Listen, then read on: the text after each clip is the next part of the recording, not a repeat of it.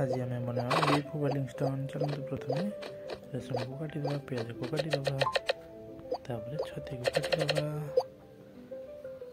एबे लुण टिके मांसर चर्बी सब हाकईदेवा।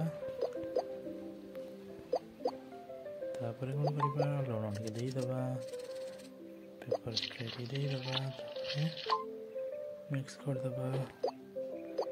एबे तेल गरम करदेवा, आम कटा हुई सब जिन को पकईदेवा, मिक्स करदेवा। गोटे मिक्स एबे कौन करवा तेल टी गरम करदेवा, मांस को तेल रे छड़ीदेवा, सीझा को छड़ीदेवा। एबे पलटईदेवा मांस को, एटा को बाके आनिबा। एबे इंग्लिश मस्टर्ड ऑयल टी देदेवा, भल भाव सीझा को।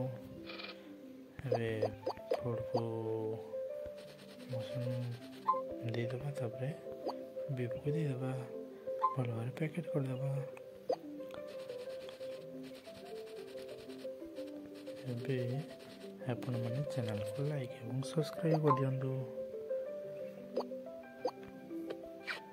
एबे एटा को हमें भल भाव तेल देदेवा।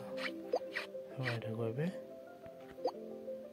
सल्ट टिके देदेवा, तापरे माइक्रोवेव रे रखीदेवा किसी समय। एटा सीझीगला, एटा को आमे बाके आनिबा। एबे को कटिंग करिबा,